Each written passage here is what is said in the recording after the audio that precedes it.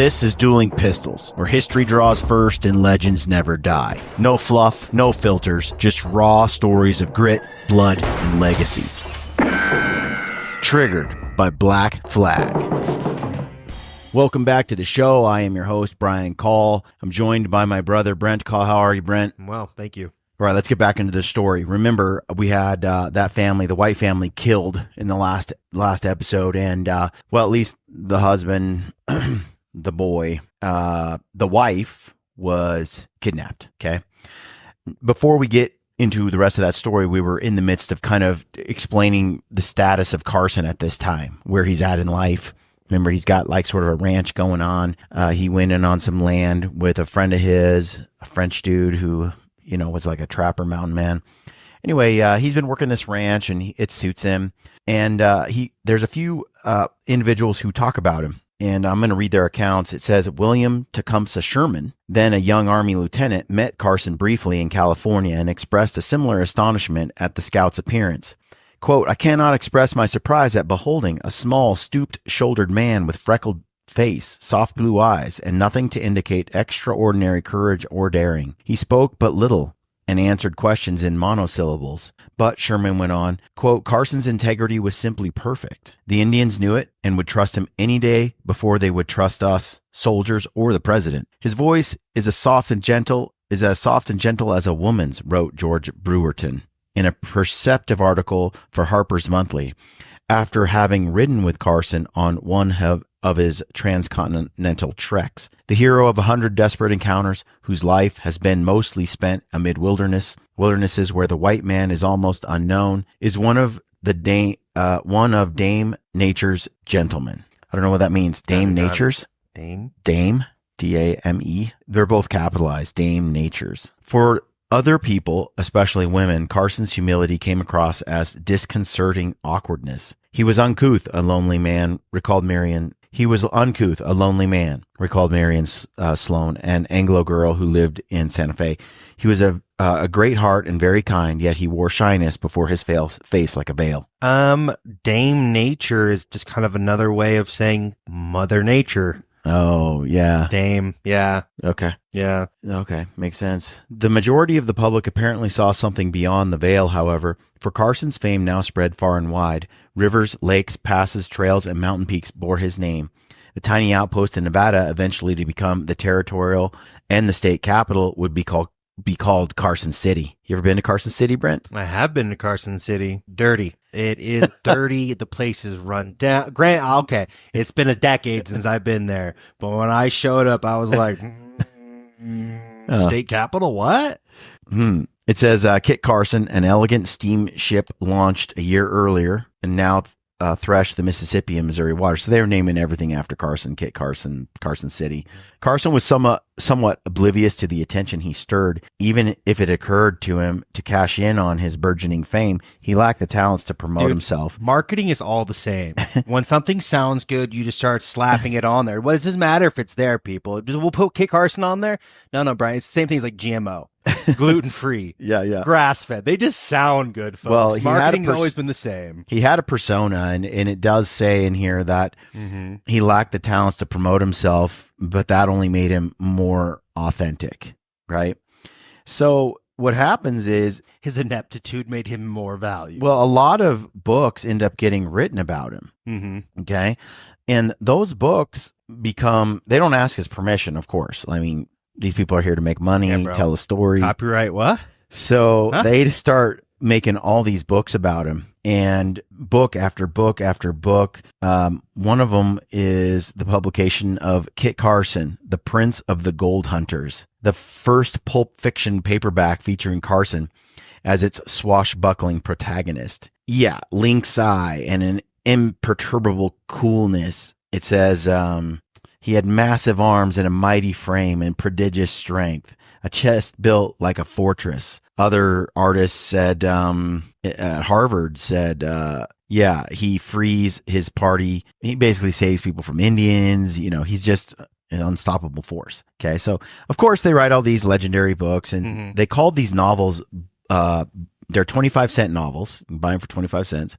And they were called, the genre was Blood and Thunder. That was the name of the genre, Blood and Thunder. As a genre? Yeah, it was a precursor to the modern Western. Interesting. So, and it was briskly paced and packed with cliffhangers and hair-raising scrapes, right? So just stories of the Wild West. And they were Blood and Thunder. Who gets to name novels. Genres? Because someone is doing a better job than others. That is sick. Yeah, there was more names. Basically, though, he doesn't get a penny from any of it. He becomes massively famous back east, but of course, he lives out near Taos. He's much more, he's recluse. He's out by himself. And it says Carson hated the fame, and without his consent and without receiving a single dollar, he was becoming a caricature. He didn't like that they took his name, but then, said he was a massive man, brave, like all these things. It's like, whatever. So when people met him, I didn't believe it was him, I bet. Yeah, I was watching the dude who played Bane. Tom Hardy. And he was describing how he'd run into dudes who saw him in Bane, right? Mm-hmm. And then they'd see him and they're like, dude, I thought you were way bigger. Like, he's 5'8", 5'9"? No, he's like, I was fat and, putting on weight, but to look a certain part. But yeah, he's like, sorry, I'm just a regular kind of average dude. Mm-hmm. But you can see how Hollywood made him look way more intense, right? Yeah. This is what they're doing. You get the right Carson. kind of cocktail, you can look shredded, brother. So it says in late October, about a week after the bodies of the White Party were discovered, a group of Pueblo Indians reported that they had visited the encampment of some Jacarilla. Is that how you say it? Jicarilla. Jicarilla. That's what it is. Apaches. Some Jicarilla Apaches somewhere out on the plains to the east of the Santa Fe Trail. Jicarilla is spelled Jicarilla.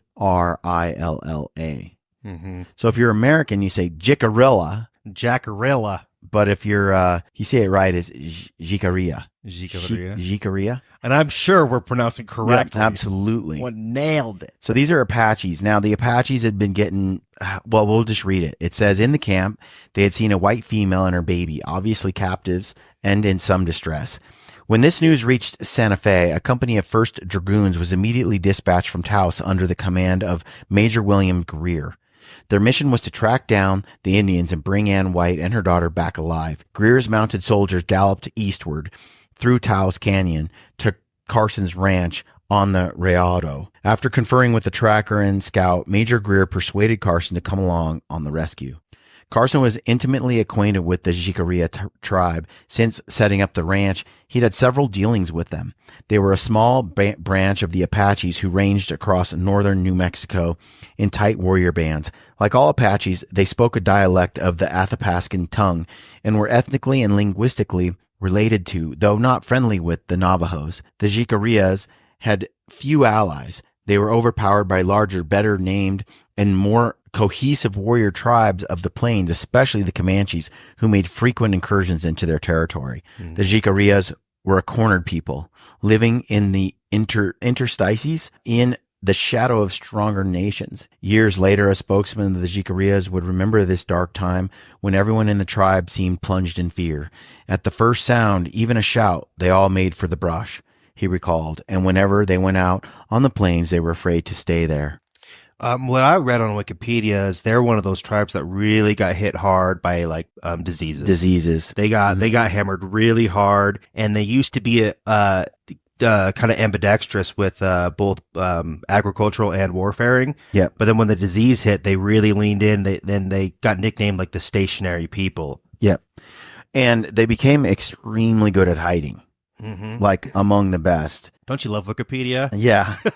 It says the Apache in general as a tribe became the most ghost-like ninja.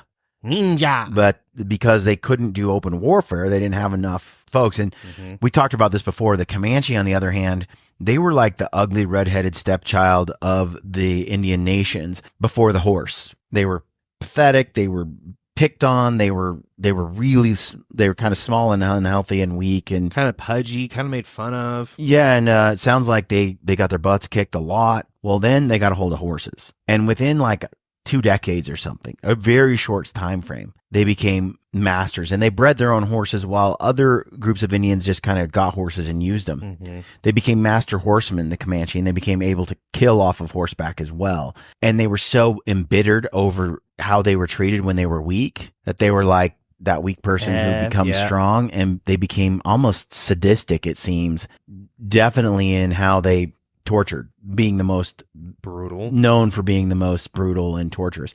Now, there were a bunch of Americans who said that they weren't the best looking. They were in shape. They were kind of like, they weren't the most dangerous looking athletes or anything, where the Apache were much more like on foot. Mm-hmm. The Apache were pretty badass.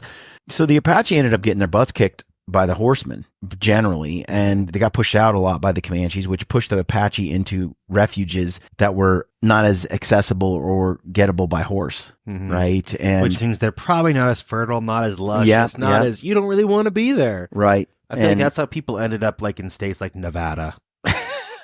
So they ended up, I mean, it says the Comanches sometimes could travel some crazy, you know, their range could be 400 miles or something, because they could cover 100 miles in if you have no one time. dude and he's got 3 horses, he never has to stop, strap onto the horse and just... Well, and so Comanches ended up taking over large swaths of country, and their prowess on a horse, which they bred and raised, was pretty substantial, and then they would shoot off the horse in a way that other Indians didn't master. It's that little bit of technology, that little bit of advance. There's a really good representation of this.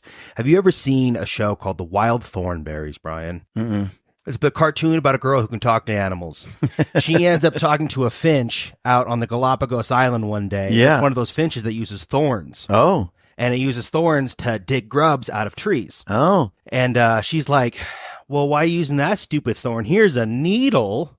Next thing you know, he's like wiped out every grub on the entire island within like 24 hours. Yeah. The bird's so fat it can't fly. It's just that little bit of technology, man. And you can see that today with like AI. Yeah. Look how good that Joe Rogan AI voice has gotten in just the last 6 months. Yeah. I mean, technology is incredible. Absolutely. And it's not stationary, right? Like progressive, until we bomb each other into oblivion and go back to caveman times with nukes. Until that happens, or we get some apocalyptic disease that truly is a pandemic that wipes out half the planet. Yeah, or until the robots forcefully download us into the internet. Yeah, until that happens, and we get set back to the Stone Age again and we have to build back up. Yeah, stopping the advent of tech and development is like trying to hold back the ocean. It's just not possible. You can't do it. Even the Amish, dude, they get a little more technologically advanced as time goes by. But I think that's like any endeavor you choose to go on, whether it be bow hunting, spearfishing, skydiving, some kind of adventure, you know, you want to be a race car driver, you want to build cars, whatever it is, the ability to do anything you choose today it's more readily accessible than ever before in human history. It's remarkable. Now, I heard the quote not too long ago. In today's world, you can do anything you want. Yeah, did you hear about the guy who made the nuclear fusion reactor in his garage using smoke detectors? No. There's a tiny bit of uranium in a certain type of smoke detectors, and so he collected a bunch of them. I don't know if this is true or not. This is one I will find it. It is 100% true. And it was a big deal because they had to like change some laws up because he was able to collect a certain amount of nuclear isotopes to be able to make his own nuclear fusion reactor in his garage. He had to get hundreds of them. The quote is you can do anything you want. Yeah. You just can't do everything you want. Ooh. Yeah. Very true. Meaning, like, I'd love to be a great jujitsu dude, and I'd love to also be really good at, you know, shooting a bow, and I also want to be really good at skydiving and scuba diving, and I want to explore the reefs of the world, and I want to spearfish, and like you can name all the things. I also want to be a great dad. I want to take my kids to special places, and look, you can do anything. You just can't do everything. Yeah, and that becomes something that I accepted in my early 30s. It kind of because when you're younger than that, like I work with Brad on the gritty side, and it's like, Brad, you can't do it all. Like at some point you Brad's have to not burning the amputate. candle on both ends. He's a candelabra, and he's got several candles burning. Like you have to burn. You have to amputate things you wish you could do in favor of. So if you want to become the best at XYZ, like Kobe Bryant at this great podcast, I heard him on with PBD, and he said, okay, he became so good at basketball, like one of the best in the world, you could argue. But what did he give up for that? But he gave up. He never became the best skier, downhill skier. Like you can have a lot in today's day, the freedom to do it. When Carson is kicking around, you didn't have a lot of choices. It was farm, survive, work for the government, serving you didn't have a lot of options. He was basically going to be a peach farmer. Yeah. He was going to be a carpenter. Today in the world, or an Indian fighter. Today in the world, you can be free to learn lots of things because we have so much in the way of technology in terms of food, travel, safety, all these things. Back in the day, you just had to, most of your effort had to go into not being killed and growing food somehow, or getting food somehow. Anyway, jiu-jitsu went out the window when I decided to grow a beard. Those two don't mix. I've done enough to. I'd like to go do more, but it's one of those things that cuts into so many other things. But I do think it's important, especially if the world does go south, which it's not if it will at some point. Whether I'm around to see it or not is a question. So the tribe's name derived from let's back to the book. The tribe's name derived from its proficiency in constructing tight straw baskets. Jicarilla means little basket in Spanish. The name bespoke the tribe's peripatetic lifestyle. Jicarillas were hunter-gatherers who roamed the watersheds in search of berries, roots, seeds, nuts, and wild plants. As light and portable means of carrying their foraged foods, baskets were an important part of their culture. Their baskets were reputedly woven so tight that they could hold liquid. One army account described a raid in which Jicarilla warriors stole a herd of milking cows from the Rayado area. This is where Carson is. Pursuing soldiers found the thieves with the stolen cows surrounded by scores of baskets that were hanging from the trees and filled to their brims with milk. Evidently, the reporting officer wrote sardonically, they were planning to go into the dairy business in a big way. They were expert hunters, pursuing elk, deer, antelope, and mountain sheep, as well as small game like jackrabbit, squirrels, and beaver. Occasionally, they moved out into the plains to hunt buffalo, but they did so cautiously, for the expeditions only invited Comanche attack. The Comanches, in turn, were reacting to new pressures of their own, pushed steadily westward by the rapid settlement of Texas, the slaughter of the Great Plains buffalo herds, and the creation of new reservations for relocated eastern tribes like the Cherokee. The Comanche warriors had stepped up their attacks on the Jicarillas in recent years. So the borders were changing. Things were different. Since the American occupation of New Mexico, the Jicarilla hunting grounds had been wrecked, right? So squeezed in this way, the Jicarillas turned to raiding for survival, vengeance. Their agriculture was limited and they were finding wild game increasingly scarce. They were understandably angered and at the same time tantalized by new settlements like Maxwell's growing operation in the Rayado. This was their home turf and it had been for centuries. According to Jicarilla creation stories, their ancestors had emerged into the world not far from here in a place they broadly referred to as near the center of the earth. In the early 1700s, Spanish soldiers had explored La Jicarilla, as they called the wild world beyond the mountains, and they briefly considered building a presidio in its midst. But they abandoned the idea as impractical. The area was simply too remote and too overrun with warlike Apaches. Yet now, 150 years later, the once proud Jicarilla tribe was tiny, amounting to no more than 1,000 people, possibly only 500. They were not a 20th as large or as powerful as their Athapascan cousins, the Navajos, but they were more desperate. In contrast to the Navajos, who principally stole livestock to increase their already considerable wealth in a risky game of status, the Jicarillas stole to survive. In the 3 years since the American occupation, the Jicarillas had swiped many thousands of sheep from ranchers in northeastern New Mexico. There's only about 1,000 of them, and they're stealing. Carson wasn't surprised that the Jicarias were behind the massacre of the James White Party and the kidnapping of Anne White, her daughter and servant. For several years, the outrages committed by the Jicarias had been hotly discussed in Taos, and they were robbing everywhere throughout the mountains, Colonel George A. McGill said at the time. They were troublesome, incorrigible, and he darkly predicted that they would continue to rob and murder our citizens until they were exterminated. When he was governor, Charles Bent characterized the Jicarilla Apaches as a great annoyance to life in New Mexico. They were an indolent and cowardly people, he wrote, living principally by thefts committed on the Mexicans, there being but little game in the country through which they range, and the buffalo they killed. Whether these assessments from the capital were accurate, the Jicarilla. Yeah, bro. Good on Apache. you. I've been waiting. I was like, wow, he is nailing this. The Jicarilla Apache were not an abstract problem for Kit. To make his ranch work, he had to come to terms with these Jicarilla and the changing of their tribe. They would often drop by for what Carson and his fellow ranchers called dinner stops. They expected food, tobacco, and other presents, and they always came in sufficiently intimidating numbers to lace their visits with the threat of attack. They're a little bit of bullies here. A little bit? In dealing with the Jicarillas, Carson drew on the rough art. They're like, they got the thug life going, these Jicarilla in this area.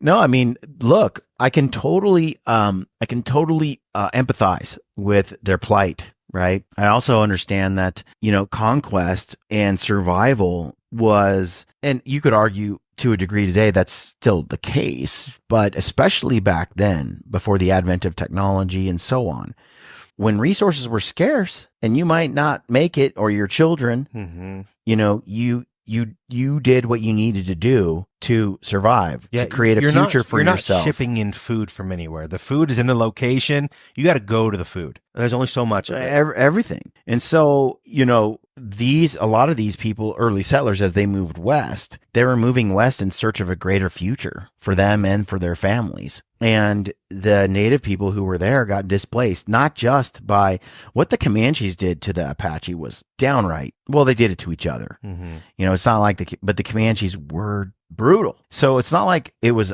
just a European thing against the native. The natives were brutal to one another as well. There's constant escalation, constantly for hundreds of years. Yeah.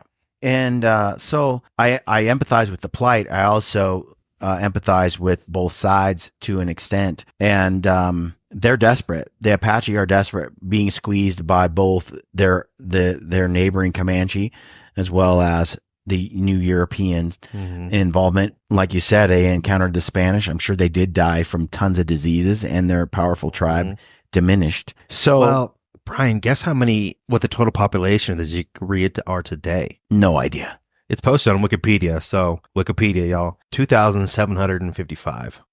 Not much more than what they got going on in the book right now. Yeah, 1,000. Like they've only gone double. I wonder why they don't have a lot. I'm guessing the book's going to tell us they got another whooping somewhere along the line. I don't know. Well, it said they were possibly down to 500, but you're still talking about a century, more than a century has passed. I mean, 1850 to 1950 to 2020. My guess is going to be how can they people track their ancestry? Because in order to be part of like an Indian tribe, you have to be. I'm just thinking the birth rate within that tribe would be higher. But if you're only, that's what I'm saying is there might be people that belong to that tribe but don't really know it because they've lost their ancestry is what I'm getting. Yeah, there's that potential, but also I think you see this in poor places, and I don't know enough about the Jicarilla Apache to say one way or the other.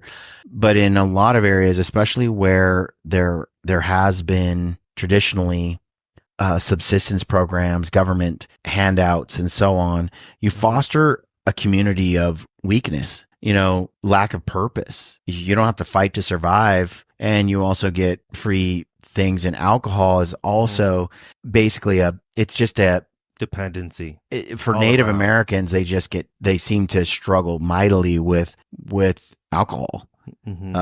But what I'm driving at is you see it in the poorest areas of America, especially in black areas, where there has been a lot of government assistance, there's a drive to, there's an incentive to not be married. You get more out of it, to have fatherless homes in a way. When you put structures in place like that, the birth rates, there's a lot of abortions happening. There's just a lot of lack of birth control, a lot of ignorance, lack of education. The population, has not kept up with more, like in terms of wealth distribution in better off communities. The replacement rate of families and children is much higher. When you're dealing with poverty stricken areas, the replacement rate is low, namely, I think, because how can you pay for a kid? You can only have so many. And I think the abortion clinics were strategically placed in the neighborhoods they were put in because there was a evil desire to keep certain populations from expanding, and it worked. Right now, there's no reason why. I think the black population is 13% of the U.S. population. It's been like that for a very long time. That's ridiculous. Well, when you look at the number of abortions occurring in that community, it's no wonder. Mm-hmm. When you stop the birth of kids, well, you end up with, the population staying tiny. And, so I don't know. I don't know why the birth rate, I would assume the birth rate is pretty low for them to only have that many people in the tribe at this point. Not sure what the incentives are behind, that. Don't know the status at all. It's just speculative.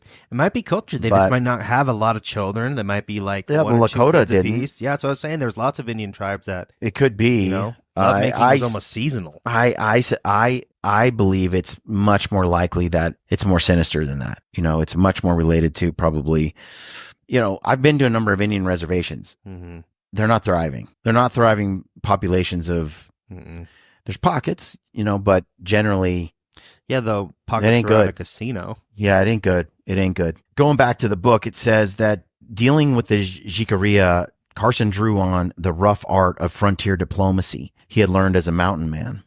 A diplomacy that was entirely pragmatic. He understood the importance of holding peace councils and constantly renewing alliances among tribes. He didn't hesitate to attack any band that had attacked him. He practiced the code of swift reprisal that was almost universally practiced by the Indians themselves. Failure to strike back, he understood, would only be interpreted as weakness and inevitably lead to an even bolder assault.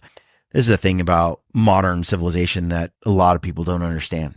The reason that a lot of human beings don't hurt other human beings is because they're afraid of the consequences. That's it. Mm-hmm. It's not because they care or they have deep moral value or anything. It's mostly fear for a lot. Mm-hmm. And that's the code of humanity. That's that's the law of the wild. The reason that, for example, a government doesn't attack its own citizens because its own citizens are armed. Mm-hmm. You take away the guns, and there is a clear pattern where the government completely oversteps and takes over the populace, and authoritarianism and totalitarianism kicks in. Mm-hmm. There has to be a fear of retribution. Society exists because we can all speak quietly and peacefully with one another because we are all carrying around giant sticks. Yeah, there's the potential for a consequence for a behavior, and that keeps things. That's why the law, the rule of law and order is so critical to a thriving society. Mm-hmm. If you rob a man's house, you have to get prosecuted and put in jail for it. If not, what prevents him from robbing the next guy and the next guy and the next guy? You. Right. And so you have to have law and order for thriving society. And a lot of that is based on the fear of a consequence. Yes. So Carson gets that. He's like, look, if they attack me, it's not that I want to go and attack back, but I know, like, they have to know that if they attack me, you'll smack them back. We're coming back. And that way everybody respects everybody. Everybody goes, wait a minute, before I go here and do this heinous thing, I think I'll hold back a little. So he said a few months earlier, Carson was briefly visited by a man named Charles Pancoast, a Pennsylvanian traveling the Santa Fe Trail to the gold fields of California. His diaries leave a vivid portrait of Carson's work on the ranch and his ongoing troubles with the Jicarea Apaches. He described Carson as a Rocky Mountain hunter. wearing moccasins and buckskins, with shoulder-length hair and a sombrero to block the summer sun. Carson welcomed Pancoast cordially enough, but the visitor was struck by how taciturn and humble the famous mountaineer was. He had to goad him to talk about himself, but eventually Carson let down his guard and the men stayed up late around the campfire discussing Carson's adventures. And he even showed him a few wounds and scars.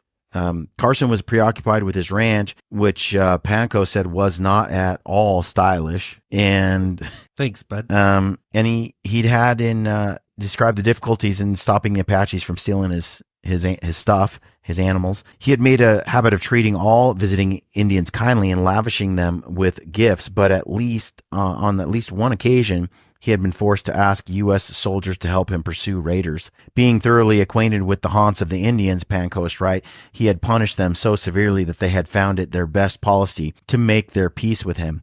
He now enjoyed their friendship and often gave them meat, and they no longer molested his stock, although they continued to steal from others. He basically lavished them with gifts every time they came over. So what's the incentive to steal if you're getting paid off and you don't have to fight anybody, right? So in a way, they're like, he's placating them with lots of stuff. On the other hand, he's hitting them with the biggest stick on planet Earth. If you mess with the us. American government to go beat up his neighbors. So it's like, guys, he ain't worth the trouble. Plus, he gives us so much free stuff. Let's just make sure we're all on good terms. So he's got a pretty strong negotiating position and status among them. Yeah. And so it says, once Carson brought his family over to Rialto, Teresina Bent, Charles Bent's daughter, was living with the Carsons then, and years later, she recalled a terrifying encounter the family had with an Indian tribe. Carson had left on a business errand of some sort, and while he was away, a band of Indians, probably Jicarilla Apaches, showed up on the property demanding food. We women all set to work cooking, coffee and meat and whatever else we had.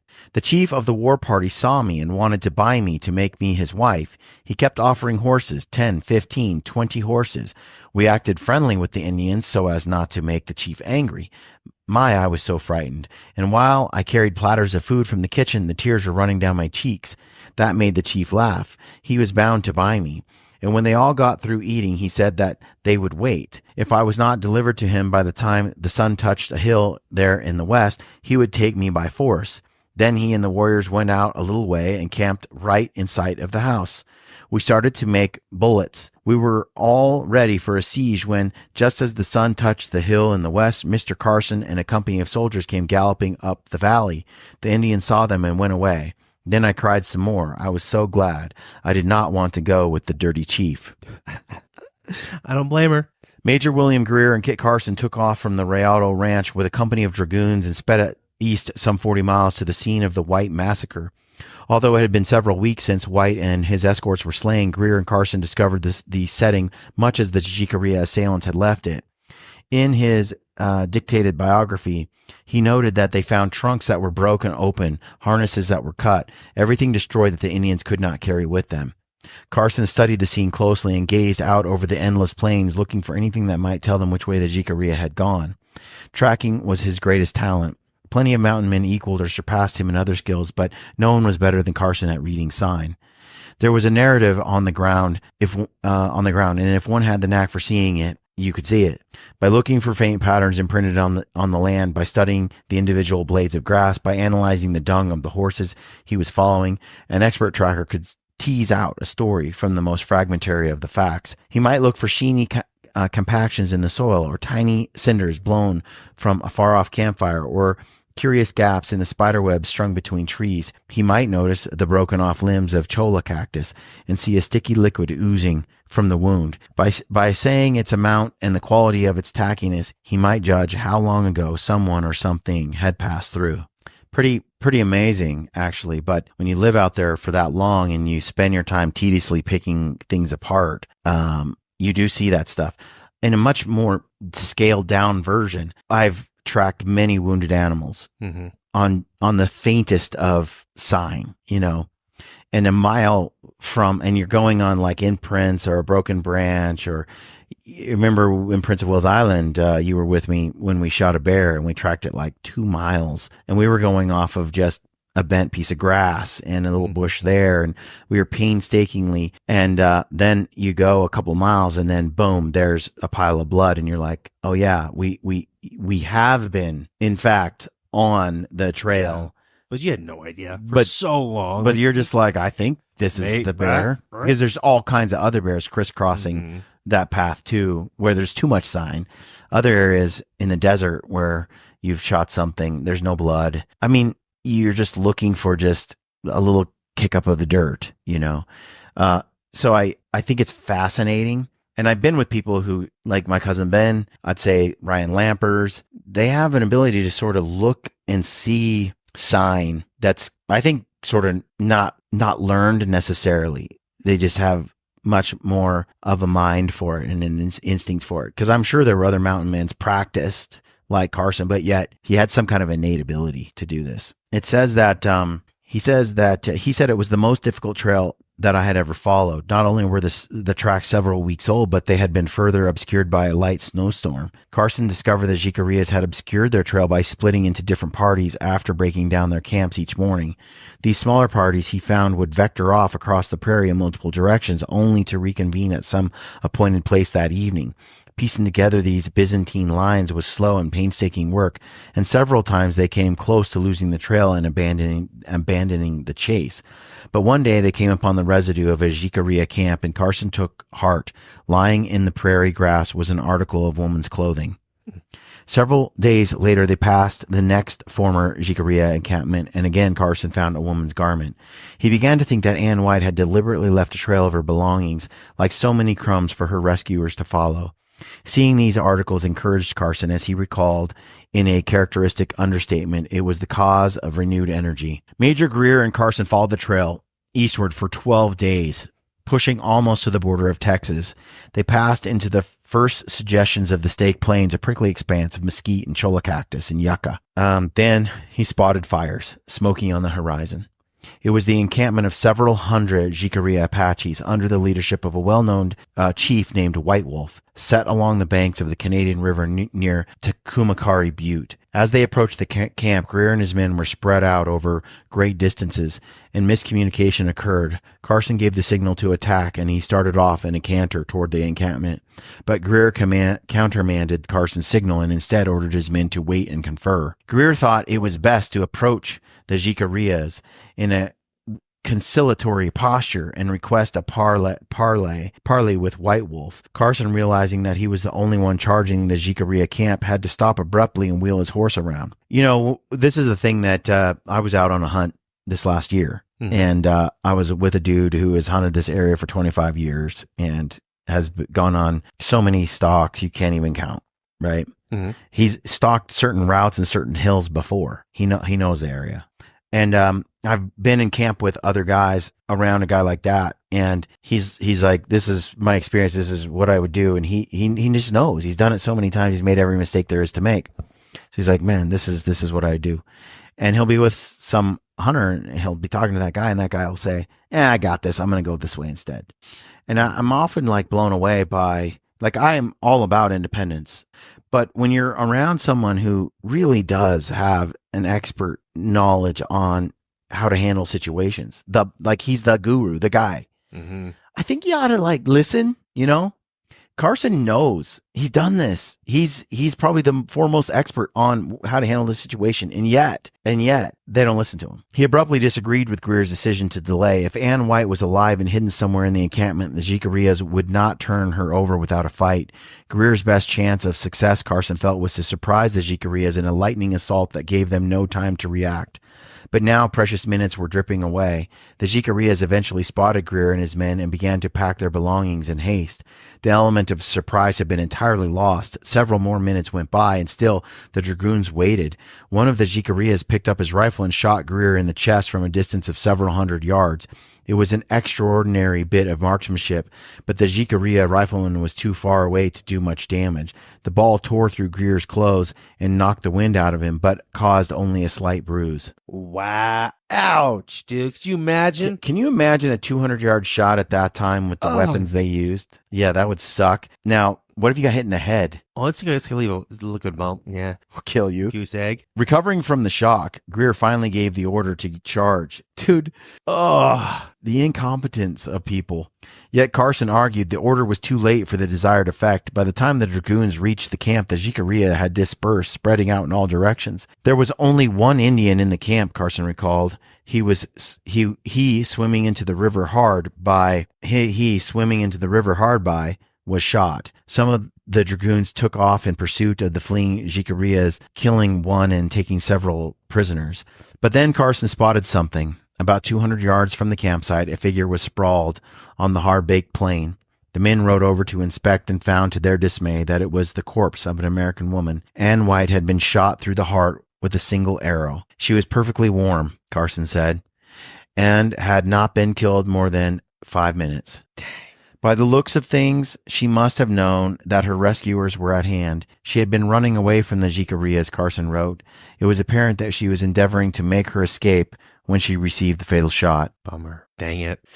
So close. Carson studied Ann White's face. It was obvious to him that she had been horribly mistreated. She was emaciated, he later told a friend, the victim of a foul disease, and bore the sorrows of a lifelong agony on her face. Probably she had been passed among the warriors and repeatedly raped, Carson said, as the prostitute of the tribe. A soldier in the party later wrote that Miss White was a frail, delicate, and very beautiful woman, but having undergone such usage as she suffered nothing but a wreck remained. It was literally covered with blows and scratches. Her countenance, even after death, indicated a hopeless creature. Over her corpse, we swore vengeance upon her prosecutors, Carson believed that Ann White had been fatally ill. She could not possibly have lived long, he said. Her life, I think, should never be regretted by her friends. She is surely far more happy in heaven with her God than among friends of this earth. Although he kept his opinions to himself, Carson was plainly furious with Major Greer. He felt certain that if the Indians had been charged immediately upon their arrival, Ann White might have been saved. The men buried her in the prairie and then began to pick through the various belongings. They discovered a book that the White family had evidently brought with them from Missouri, a paperback novel starring none other than Kit Carson. Almost certainly it was Charles Averil's Blood and Thunder, Kit Carson, the Prince of Gold Hunters. Carson could not read it, of course, but later, perhaps over the campfire, one of the soldiers regaled him with passages from the story. Kit Carson, his lip, that proud, that determined lip, was compressed with the firmness of a rock between his clenched teeth as he held his devoted hand within the flame, scorching it to the very bone. Wow. You want some cheese with that? Real, man. This was the first time that the real Kit Carson had come in contact with his own myth. The book was the first of its kind he had ever seen.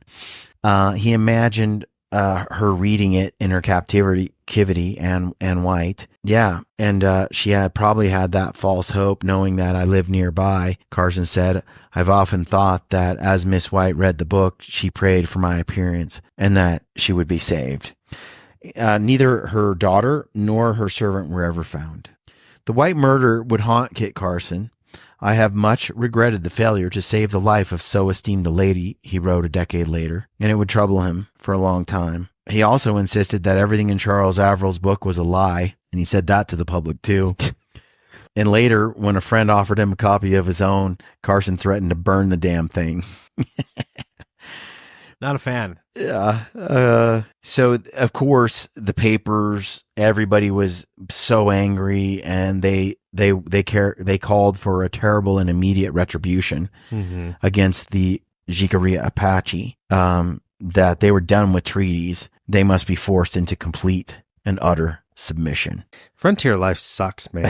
It's a little rough. Eye for an eye, man. Everyone's just walking around. You better be. I mean, this is the survival of the fittest. No question about it. I wonder about the dude who is the last in camp to get out of there. Was he a cripple?